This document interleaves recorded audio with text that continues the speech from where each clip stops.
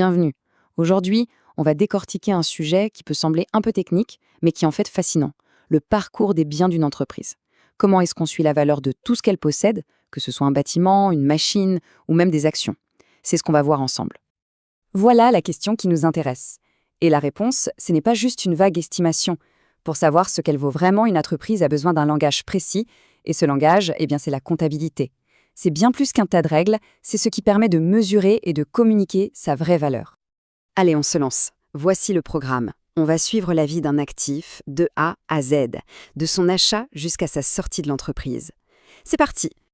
Bon, pour bien comprendre, il faut commencer par le début, évidemment. On va d'abord définir ce que sont ces fameux actifs, les piliers sur lesquels une entreprise s'appuie pour tourner et bien sûr pour créer de la richesse. Alors, un actif, c'est quoi? En gros, c'est tout ce que l'entreprise possède et qui va lui servir sur le long terme. Ce sont ses outils de travail, si on veut. Ça peut être une camionnette de livraison, des ordinateurs, une usine. L'idée clé, c'est que l'entreprise les achète pour les utiliser, pas pour les revendre tout de suite. Et là, attention, il y a une nuance super importante. Ce qui différencie un actif immobilisé d'un stock, ce n'est pas l'objet en lui-même, mais ce que l'entreprise compte en faire.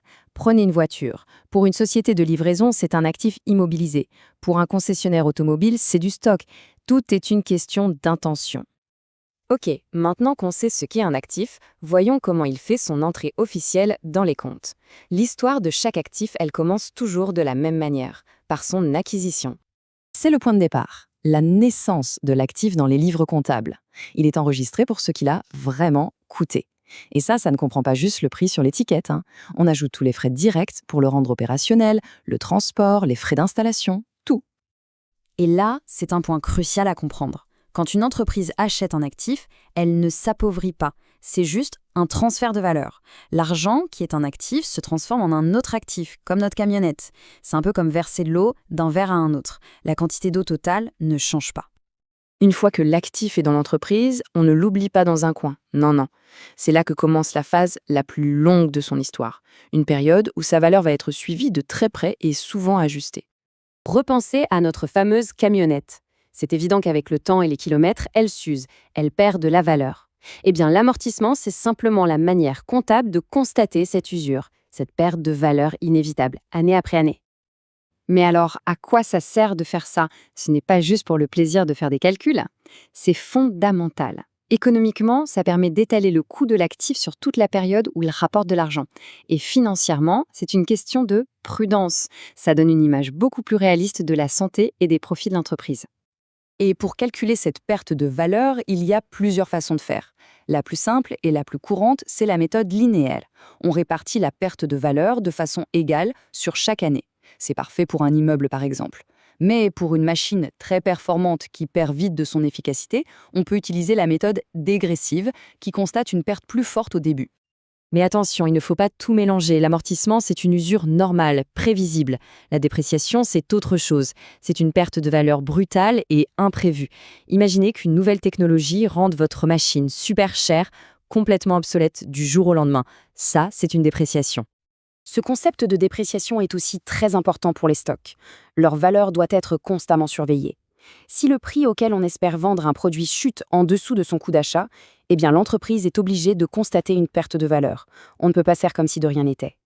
Bon, toute bonne chose a une fin. Et pour nos actifs, c'est pareil. Tôt ou tard, que ce soit parce qu'ils sont trop vieux ou qu'on n'en a plus besoin, arrive le moment de s'en séparer. C'est la fin du parcours.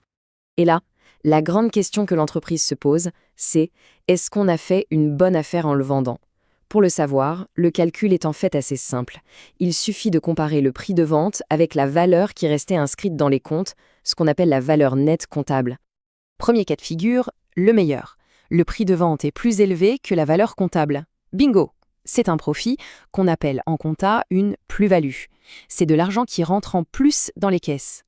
Et puis, il y a l'autre scénario, forcément moins sympa. On vend l'actif pour moins que sa valeur comptable. Dans ce cas, l'entreprise doit enregistrer une perte, une moins-value. Ça impacte directement son résultat. Ok, on a vu la naissance, la vie et la fin d'un actif. Maintenant, si on prend un peu de hauteur, pourquoi est-ce que tout ça est si important au final? Pourquoi se donner tous mal? En fait, tout ce système, toutes ces règles, ça sert à une chose, raconter une histoire qui soit fiable, standardisée et honnête sur la manière dont une entreprise gère ce qu'elle possède. C'est ce qui permet à tout le monde, que ce soit les investisseurs, les banques ou les dirigeants eux-mêmes, de prendre des décisions sur des bases saines. Mais voilà, tout ce processus nous donne l'histoire officielle, l'histoire chiffrée. Et ça laisse une grande question en suspens. Qu'en est-il de tout ce qui n'est pas dans les comptes? La réputation d'une marque, la confiance des clients, le talent des équipes, toutes ces choses qui ont une valeur immense, mais qu'on ne trouve la plupart du temps sur aucune ligne d'un bilan comptable.